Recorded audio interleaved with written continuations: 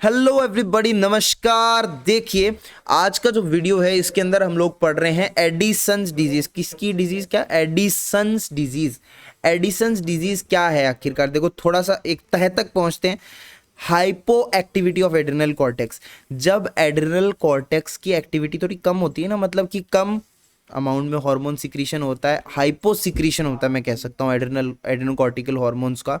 तो इसकी वजह से दो कंडीशन बनती है, एक तो एडिसन्स डिजीज और एक कॉन्जेनाइटल एड्रिनल हाइपरप्लेसिया। एक्चुअली इस वीडियो में दोनों ही पढ़ा दूंगा। एडिसन्स डिजीज, इसको हम लोग क्रॉनिक एड्रिनल इनसफिशिएंसी भी कहते हैं, देखो पता चलेगा तुम्हें। और दूसरा congenital adrenal hyperplasia. So these two conditions या diseases are due to the hyposecretion of adrenal cortical hormones. ठीक है, देखिए सबसे पहले शुरू करते हैं। What is this Addison's disease और क्रॉनिक एड्रिनल इनसफिशिएंसी? समझ रहे हो? एड्रिनल इनसफिशिएंसी और ये क्रॉनिक है, मतलब लंबे टाइम तक है ना। और एडिसन्स डिजीज, देखिए एडिसन्स डिजीज में it is the failure of adrenal cortex to secrete corticosteroids. मतलब कॉर्टिकोस्टेरॉइड्स का सिक्रीशन भाई कम हो रहा है, it is failing to secrete the corticosteroids. Types of Addison's disease, देखो तीन टाइप होते हैं, प्राइमरी, सेकेंडरी एंड टर्शरी। देखो primary is due to adrenal cause, मतलब कि दिक्कत एड्रिनल ग्लैंड में है। समझ रहे हो? हार्मोन अगर ये कॉर्टिकोस्टेरॉइड्स अगर कम सिक्रीट हो रहे हैं, मतलब अगर हाइपोसिक्रीशन हो रहा है, तो दिक्कत एड्रिनल ग्लैंड में है। एड्रिनल कॉज के कारण होता है ये हमारा प्राइमरी एडिसन्स डिजीज। ठीक है, सेकेंडरी एडिसन्स डिजीज में क्या होता है कि अब दिक्कत एड्रिनल ग्लैंड में नहीं है, अब दिक्कत है मास्टर पिट्यूटरी ग्लैंड में, एंटीरियर पिट्यूटरी में है। क्योंकि एंटीरियर पिट्यूटरी क्या सिक्रीट करती है? ACTH, एड्रीनो कॉर्टिकोट्रॉफिक हार्मोन, जो कि हमारा जाता है एड्रिनल ग्लैंड के पास और उससे ये कॉर्टिकोस्टेरॉइड्स का सिक्रीशन करवाता है। तो अब दिक्कत यहां पे है, तो सेकेंडरी एडिसन्स डिजीज। अच्छा, टर्शरी एडिसन्स डिजीज, अब कहां फेलियर हो रहा है भाई साहब? अब दिक्कत हो रहा है मास्टर ऑफ मास्टर, यानी अभी हाइपोथैलेमस में दिक्कत हो रही है। क्योंकि क्या प्रोसेस, क्या हाइपोथैलेमस कॉर्टिकोट्रोफिन रिलीजिंग हार्मोन बनाता है, जो कि एंटीरियर पिट्यूटरी के पास जाके उसको ACTH बनाने पे मजबूर करता है। तो अब ये अगर हाइपोथैलेमस अपना काम ढंग से नहीं करेगा, यानी ये कम सिक्रीट करेगा corticotrophin releasing hormone, corticotrophin releasing factor, तो it will develop tertiary Addison's disease. अब what are the causes of the Addison's disease? देखो what are the causes for primary Addison's disease, देखो तीनों अलग अलग देखेंगे हम लोग थोड़ा। प्राइमरी एडिसन्स डिजीज में क्या होता है?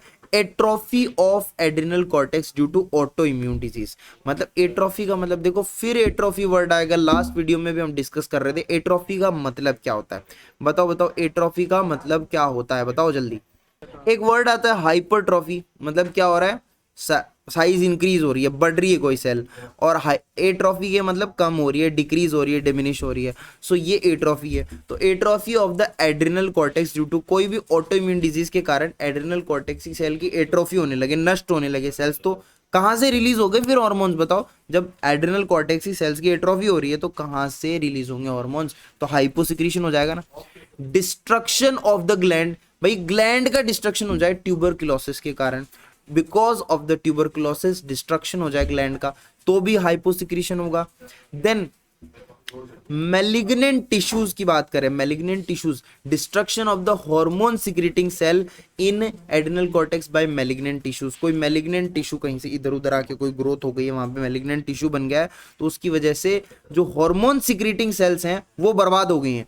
समझ, मतलब किसी भी तरीके से हार्मोन कम रिलीज होना चाहिए वो एड्रिनल कॉर्टेक्स की एट्रोफी हो, सेल खत्म हो रही है, ग्लैंड का डिस्ट्रक्शन हो अलग अलग रीजन से, जैसे ट्यूबरक्लोसिस हो रहा है, यहाँ पे फिर से हार्मोन सिक्रेटिंग सेल का डिस्ट्रक्शन हो रहा है बाय मैलिग्नेंट टिश्यूज। और एक कॉन्जेनाइटल फेलियर, भाई किसी में जन्मजाति ऐसा कुछ है ना, मतलब श्राप ही मिला हुआ है कि कॉर्टिसोल उसमें सिक्रेट ही नहीं होगा, तो congenital failure to secrete cortisol. Then adrenalectomy, इसमें क्या होता है? मतलब भाई एड्रिनलेक्टोमी रिमूव कर दिया एड्रिनल ग्लैंड को। Next, failure to take hormone therapy, और हार्मोन थेरेपी बंदा नहीं ले सकता और एड्रिनल ग्लैंड भी नहीं है उसमें, वो भी रिमूव कर दी गई सर्जिकली। तो इस केस में क्या होगा? कम रिलीज होंगे कॉर्टिकोस्टेरॉइड्स, कम रिलीज होंगे, बात खत्म। समझ आया? पैसा हजम, मजा। साइन एंड सिम्टम्स, क्या साइन सिम्टम्स है? देखो इधर एक नंगा सा बच्चा दिखा रखा है, ये भी आपको काम आएगा समझने में। सबसे पहले साइंस एंड सिम्टम्स के अंदर पिगमेंटेशन ऑफ द स्किन। देखो science and symptom develop in Edison's disease because of deficiency of both cortisol and aldosterone. ठीक है, तो ये याद रखना एडिसन्स डिजीज के अंदर, एडिसन्स डिजीज के अंदर सिर्फ कोर्टिसोल नहीं देखेंगे हम लोग, कोर्टिसोल के साथ साथ एल्डोस्टेरोन की भी कमी होती है यहाँ पे, है ना। दोनों की डेफिशिएंसी के कारण साइन सिम्टम्स डेवलप होते हैं एडिसन्स डिजीज में। पहला साइन सिम्टम है पिगमेंटेशन ऑफ द स्किन। ठीक है, स्किन का पिगमेंटेशन। अच्छा, ये स्किन का पिगमेंटेशन काहे को भाई? देखो mucus membrane and mucus membrane due to excess ATH secretion induced by cortisol deficiency. आहा, देखो समझ रहे हो मेरी बात को? तुमने अगर ये देखा होगा, जब वो एक चार्ट देखा होगा नेगेटिव फीडबैक वाला, देखो क्या होता है, जो कोर्टिसोल होता है, देखो पहले क्या हुआ, कोर्टिकोट्रोफिन रिलीजिंग हार्मोन या कोर्टिकोट्रोफिन रिलीजिंग फैक्टर आया कहां से? हाइपोथैलेमस से। वो आएगा पिट्यूटरी, एंटीरियर पिट्यूटरी के पास, रिलीज कराएगा एसीटीएच। अभी एसीटीएच जाएगा वहां पे एड्रिनल कॉर्टेक्स के पास, रिलीज कराएगा, सपोज कोर्टिसोल रिलीज करा रहा है। ठीक है, अब ये कोर्टिसोल बन गया, अब ये क्या करेगा? ये नेगेटिव फीडबैक देगा। अगर ये ज्यादा बन गया है तो ये डायरेक्ट पिट्यूटरी को बोलेगा कि बहन प्लीज एसीटीएच को कम कर ताकि मैं थोड़ा कम बनूं, क्योंकि मैं ज्यादा हो गया हूं। और ये दूसरा काम करेगा, ये डायरेक्ट हाइपोथैलेमस को भी जाके बोलेगा। मतलब अगर तुम्हारे कोई दिक्कत है, तुम अपनी क्लास टीचर को बोलोगे, फिर प्रिंसिपल को बोलोगे, तो प्रिंसिपल के पास भी जाएगा, कोर्टिकोट्रोफिन रिलीजिंग फैक्टर को भी कम करवाने को बोलेगा, ये भाई कम कर दो ताकि एसीटीएच कम बने और ये कोर्टिसोल फिर कम हो जाए। लेकिन उल्टा इमेजिन करो, अगर कोर्टिसोल कम आ रहा है तो ये फिर से फीडबैक देगा और बोलेगा कि एसीटीएच को ज्यादा करो, सीआरएफ को ज्यादा करो। अगर एसीटीएच और ये जो अपना है एडिसन्स डिजीज, इसमें तो कोर्टिसोल की कमी होती है, डेफिशिएंसी होती है। तो अगर कोर्टिसोल की कमी, तो कोर्टिसोल जाके एसीटीएच का सिक्रेशन बढ़वा देगा पिट्यूटरी से, ताकि ये खुद की कंसंट्रेशन को बढ़ा सके। नेगेटिव फीडबैक मैकेनिज्म, ठीक है, आपको आनी चाहिए। तो एसीटीएच अगर बढ़ेगा, इसका फंक्शन कैसा होता है? मिलेनोसाइट स्टिमुलेट, एमएसएच जैसा होता है। तो एमएसएच क्या करवाएगा? एमएसएच क्या करवाता है बताओ? Pigmentation of the skin. ठीक है, मिलेनिन पिगमेंट सुना होगा आपने। तो पिगमेंटेशन ऑफ स्किन हो जाएगी जब हाइपो सिक्रीशन होगा कोर्टिसोल का। ठीक है, so this is pigmentation of skin and the mucus membrane. Then आगे क्या है? मस्क्यूलर वीकनेस, मसल्स वीक होंगी। Dehydration with loss of sodium. भाई देखो एक सेकंड, मैंने बोला एल्डोस्टेरोन प्लस कोर्टिसोल, दोनों की कमी। ठीक है, तो मस्क्यूलर वीकनेस आएगी, एल्डोस्टेरोन की कमी है, पानी लॉस हो रहा होगा ज्यादा, तो डिहाइड्रेशन हो जाएगा, सोडियम ज्यादा लॉस होगा। हाइपोटेंशन, एल्डोस्टेरोन की कमी, एल्डोस्टेरोन ज्यादा होता था तो हाइपरटेंशन होता था, यहाँ पे हाइपोटेंशन होगा। कार्डियक आउटपुट भी कम हो जाएगा, भाई ब्लड वॉल्यूम कम है, पानी कम आ रहा है बाहर से, रीअब्सॉर्ब कम हो रहा है, तो कार्डियक आउटपुट भी कम हो जाएगा। ठीक है, देन हाइपोग्लाइसीमिया। भाई साहब ग्लाइसीमिया, अब ऑब्वियस ही बात है, कोर्टिसोल जो होता है वो ग्लूकोज लेवल को बढ़ाता है, अब ये कम हो गया तो ग्लूकोज लेवल भी गिर जाएगा। देन नोजिया, वॉमिटिंग, अरे उल्टियां लगेंगी, डायरिया होगा, सब कुछ निकल जाएगा खाया पिया। प्रोलॉन्ग्ड वॉमिटिंग एंड डायरिया की वजह से बॉडी वेट भी लॉस होगा। उसके बाद में susceptibility to any type of inspection and inability with to withstand any stress resulting in Addison's crisis. देखो छोटा सा भी स्ट्रेस आदमी विथस्टैंड नहीं कर पाएगा, खत्म, शेष हो जाएगा आदमी। The inability to withstand any stress, जिसकी वजह से होगा एडिसोनियन क्राइसिस। एडिसोनियन क्राइसिस क्या होता है? अब भी रुको 5 मिनट, अभी आएगा एडिसोनियन क्राइसिस। ठीक है, now what are the test for Addison's disease? 1 second coffee break, wait. अब बताओ test of the Addison's disease क्या होते हैं? टेस्ट कैसे पता चलेगा भाई? एक तो कोर्टिसोल का, एल्डोस्टेरोन का ब्लड लेवल चेक कर लो सीधा, अगर वो ब्लड लेवल गिरा हुआ मिले, डिक्रीज्ड मिले तो क्या होगा? Edison's disease. पहला तो ये टेस्ट हो गया। दूसरा देखो गौर से ध्यान से देखना, measurement of amount of steroid excreted in urine. भाई अगर ज्यादा स्टेरॉइड एक्सक्रीट हो रहे हैं यूरिन के अंदर, आप वो देखो, measurement of steroid excreted in urine. ठीक है, अब सुनो, मैंने कहा था 5 मिनट में एडिसन्स क्राइसिस आएगा या एड्रिनल क्राइसिस आएगा, तो ये क्या है? सुनी लो मेरी बात को, अरे मच्छर मत मार, बात सुन ले मेरी। मैं पॉज नहीं कर सकता, अब ये कहानी निकल चुकी है। एडिसन्स क्राइसिस या फिर एड्रिनल क्राइसिस या फिर एक्यूट एड्रिनल इनसफिशिएंसी, क्या होती है? Acute adrenal insufficiency. पे वर्ड देख रहे हो, यहाँ पे आ रहा है एक्यूट एड्रिनल इनसफिशिएंसी, वहां पे क्या आया था? प्रोलॉन्ग्ड, क्रॉनिक थी वो, ठीक है। ये क्या थी? क्रॉनिक थी, ये एक्यूट है। तो एडिसोनियन क्राइसिस या adrenal crisis is acute adrenal insufficiency and Addison's disease is chronic adrenal insufficiency, ठीक है। मतलब adrenal gland की insufficiency to release the hormones which are cortisol and aldosterone, उनकी कमी हो जाए, ठीक है। सो देखिए क्या होता है आखिरकार, ये जो एड्रिनल क्राइसिस है, एड्रिनल क्राइसिस है या एडिसोनियन क्राइसिस है, इसका सबसे common symptom is a common symptom of Addison's disease. Addison's disease का कॉमन सिम्टम है adrenal crisis which is characterise by sudden collapse, आदमी फटाफट गिर जाएगा, खत्म, शेष। और जब अगर उसको सही करना होगा हमें, तो हमें उसको लार्ज क्वांटिटीज ऑफ ग्लूकोकॉर्टिकॉइड देने पड़ेंगे। Glucocorticoids will be needed in large quantities. The condition become fatal अगर उसको टाइमली ट्रीट नहीं किया जाए तो। समझ रहे हो मेरी बात को? अगर उसको टाइमली ट्रीट नहीं किया गया तो क्या होगा? तो क्या होगा बताओ? आदमी खत्म, शेष, fatal, it will be fatal. तो क्या होता है कि लाइक डेवलप कंट्रीज में आप देखोगे एक कुत्ते का पट्टा नहीं, एक पट्टा बांध के आदमी घूमता है, मतलब उसमें लिखा हुआ होता है कि इसको क्या है? एडिसोनियन क्राइसिस है, इसको एक्यूट एड्रिनल इनसफिशिएंसी है। बताओ क्यों? क्या बता सकते हो? अच्छा ये बात है, ठीक है, बिल्कुल सही बोला तानिया, वेरी नाइस, ऐसा ही होता है। एड्रिनल इनसफिशिएंसी के अंदर ये जो पट्टा लटकाते हैं, क्यों लटकाते हैं? क्योंकि भैया आदमी कभी भी सडन कोलैप्स लिखा हुआ है ना, कभी भी सडनली कोलैप्स कर जाएगा। तो जब इसको उठा के हॉस्पिटल ले जाएंगे आसपास के लोग, तो फटाफट अगर डॉक्टर को पता होगा कि भाई इसको ये एक्यूट एड्रिनल इनसफिशिएंसी है, एडिसन्स क्राइसिस है, इसको एड्रिनल क्राइसिस है, तो उसको फटाफट जितना ग्लूकोकॉर्टिकॉइड एक नॉर्मल आदमी को चाहिए होता है ना, उससे कई गुना क्वांटिटीज में इस वाले आदमी को चाहिए होता है जो ये बेहोश होकर हॉस्पिटल आया। तो इसको लार्ज क्वांटिटीज में ग्लूकोकॉर्टिकॉइड देना पड़ेगा टू सेव हिम, अदरवाइज शेष, खत्म, राम नाम सत्य है। कॉजेज, क्या कॉजेज होते हैं बताओ? Exposure to even mild stress, बेचारा बहुत छोटा सा, इतना सा स्ट्रेस नहीं झेल सकते लोग। हाइपोग्लाइसीमिया, ब्लड ग्लूकोज लेवल कम हो गया, कैसे? फास्टिंग से। सो फास्टिंग भी नहीं करनी चाहिए भैया ऐसे लोगों को। Hypoglycaemia due to fasting, trauma and surgical operation and sudden withdrawal of glucocorticoid treatment. बंदे का ग्लूकोकॉर्टिकॉइड ट्रीटमेंट चल रहा था और सडनली आपने विड्रॉ कर लिया, खत्म, कि नहीं अब से नहीं करेंगे, नहीं हो रहा, तो फिर आप उसको क्या होगा? ये सडनली कोलैप्स हो जाएगा, फटाफट ये सारी चीजें होंगी, ठीक है। Now see congenital adrenal hyperplasia, देखो मैंने बोला था एक हमने एडिसन्स डिजीज पढ़ी, chronic adrenal insufficiency, and then we are reading congenital adrenal hyperplasia। देखो congenital है मतलब पहले से जन्म जाता है ना, congenital है। adrenal and hyperplasia, hyperplasia में मतलब सेल्स का नंबर बढ़ने लगता है ना, हाइपरप्लेसिया हो जाता है। तो congenital adrenal hyperplasia is the congenital disorder characterised by, क्या होता है इसमें? Increase in size of adrenal cortex, size of adrenal cortex बढ़ने लग जाती है। साइज इंक्रीज क्यों होती है? Due to abnormal increase in number of steroid secreting cortical cells, ठीक है।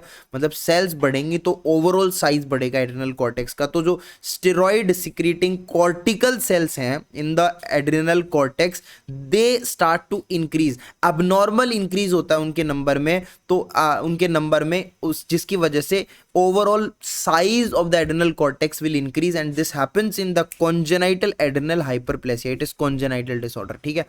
कॉजेस की बात करते हैं भाई, क्यों? Even though the size of the gland increases, cortical secretion decreases. मतलब मेरी बात समझ रहे हो? ये देखो अभी अभी मैंने बोला कि हाइपरप्लेसिया हो रहा है, साइज बढ़ रही है एड्रिनल कॉर्टेक्स की, सेल्स की, स्टीरॉइड सिक्रीटिंग कॉर्टिकल सेल्स के नंबर बढ़ रहा है ना। लेकिन फिर भी हम देखो कौन सी कैटेगरी में पढ़ रहे हैं इस डिजीज को? Hypo activity of adrenal gland, मतलब साइज बढ़ रही है फिर भी हार्मोन कम सिक्रीट हो रहा है, समझ रहे हो? Even though the size of gland increases, cortisol secretion decreases. Now why? क्यों? It is because of congenital deficiency of enzyme. भाई हर चीज ऐसे थोड़ी होती है कि ग्लैंड की साइज बढ़ गई, एंजाइम चाहिए होता है सिंथेसिस के लिए। तो जो कॉर्टिसोल सिंथेसिस के लिए एक एंजाइम चाहिए होता है, पर्टिकुलरली कौन सा एंजाइम बताओ नाम, 21 हाइड्रोक्सीलेज। ये एंजाइम कौन सा, 21 हाइड्रोक्सीलेज। ये एंजाइम जो होता है ना, ये बहुत जरूरी होता है कॉर्टिसोल के सिंथेसिस में। अगर ये एंजाइम की डेफिशिएंसी हो जाएगी तो क्या होगा, एंजाइम की डेफिशिएंसी क्या होगा भाई, हार्मोन कम सिक्रीट होगा, कॉर्टिसोल कम सिक्रीट होगा, हाइपो सिक्रीशन होगा। तो क्या ये जो है ना, ये एड्रिनल हाइपरप्लेसिया ये डेवलप हो जाएगा। Now lake of this enzyme reduces the synthesis of cortisol resulting in ACTH secretion. अब देखो एंजाइम, ऑब्वियस सी बात है, यहां पर अगर एंजाइम अपना कम है तो कॉर्टिसोल कम बनेगा, कॉर्टिसोल कम बनेगा तो वो क्या करेगा, पिट्यूटरी को फीडबैक देगा, पिट्यूटरी क्या करेगी, एसीटीएच सिक्रीशन को बढ़ा देगी बाय फीडबैक मैकेनिज्म। ठीक है, पहले भी समझाया था अभी। एसीटीएच क्या करेगा, it will stimulate the cortex causing hyperplasia with accumulation of lipid droplet. अब एसीटीएच जाएगा उधर एड्रिनल कॉर्टेक्स के पास, लेकिन वहां तो एंजाइम ही नहीं है, तो फिर से क्या, हाइपरप्लेसिया को बढ़ाएगा, डेवलप करेगा। Hence it is also called congenital lipid adrenal hyperplasia. ठीक है, तो कॉन्जेनाइटल लिपिड एड्रिनल हाइपरप्लेसिया इसको हम लोग कहते हैं, क्योंकि यहां पे लिपिड का एक्यूमुलेशन होने लगेगा एड्रिनल कॉर्टेक्स में। सो ये इमेज आपको दिख रही है, कॉन्जेनाइटल एड्रिनल हाइपरप्लेसिया। ये अभी तो नहीं समझ आया क्योंकि हमने साइन सिम्टम्स नहीं देखे, देखो अब पता चलेगा तुम्हें। नाउ अच्छा एक बात तो ये आपको समझ में आ गया कि ये कॉन्जेनाइटल आपका lipid adrenal, congenital lipid adrenal hyperplasia है। यहां पे कॉर्टिसोल सिंथेसाइज नहीं होता, क्यों, बिकॉज ऑफ 11 हाइड्रोक्सिलेज एंजाइम की कमी की वजह से। ठीक है, so therefore due to constant stimulation of adrenal cortex by ACTH the secretion of androgen will increase. ठीक है, एंड्रोजन का सिक्रीशन बढ़ने लगेगा। मतलब समझ में आई, एंजाइम की कमी है, हम चाहते हैं कि कॉर्टिसोल बने, लेकिन ये एंजाइम नहीं है तो कॉर्टिसोल नहीं बनेगा। लेकिन एसीटीएच तो एड्रिनल कॉर्टेक्स को स्टिमुलेट कर रहा है ना बार बार, वो तो वहां पे जा रहा है, लिपिड का डिपोजिशन करा रहा है, तो इतने स्टिमुलेशन से एंड्रोजन का सिक्रेशन बढ़ने लगेगा। और एंड्रोजन क्या, सेक्स हार्मोन, सेक्स से रिलेटेड है। So it will result in sexual abnormalities such as virilism. मैंने बताया था ना अभी, वायरलिज्म में क्या होता है बताओ, फीमेल के अंदर मेल के कैरेक्टर्स आने लगेंगे। सिम्टम्स जैसे बॉयज में क्या होगा, adrenal hyperplasia causes produces a condition which is known as macrogenitosomia praecox. ठीक है, तो मैक्रोजेनाइटोसोमिया प्रेकॉक्स ये कंडीशन बनेगी। और इसमें होता क्या है, इसमें एक तो ये चीज होती है कि मतलब प्रिकॉशियस सेक्सुअल डेवलपमेंट होने लगता है, मतलब एनलार्ज पेनिस दिखाई देता है सिर्फ 4 साल के बच्चे में। एनलार्ज पेनिस, माय गॉड, देखो एक सेकेंड, 4 से छोटा सा बच्चा, एनलार्ज पेनिस इसके अंदर देखो दिखाई दे रहा है आपको। ये किस में हो रहा है, मैक्रोजेनाइटोसोमिया। मतलब देखो, मैक्रो मतलब बड़ा, जेनाइटो मतलब रिलेटेड टू जेनिटेलिया, एंड सोमिया मतलब जो दिख रहा है, तो मैक्रोजेनाइटोसोमिया प्रिकॉशियस डेवलपमेंट हो जाता है इसके अंदर। समझ रहे हो मेरी बात को। एंड बॉडी ग्रोथ होने लगती है, प्रिकॉशियस बॉडी ग्रोथ होने लगती है, causing a stocky appearance called, इसको करते हैं मतलब हरक्यूला जैसा दिखता है बच्चा, इन्फेंट हरक्यूलिस जो भी बोल सकते हो आप, तो इन्फेंट हरक्यूलिस इसको हम कहते हैं। और एनलार्जमेंट पेनिस दिखाई देता है at the age of 4 years के बच्चे में भी दिखाई देता है। This is macrogenitosomia praecox, macrogenitosomia praecox. और लड़कियों में क्या होता है बताओ, और गर्ल्स में क्या होता है बताओ, मैस्कुलाइजेशन बढ़ जाएगा, जिसको हम लोग कहते हैं विरिलिज्म। एंड इन कुछ केसेस के अंदर female child will born with external genitalia of male type, male के जेनिटेलिया के साथ फीमेल बच्ची पैदा होगी।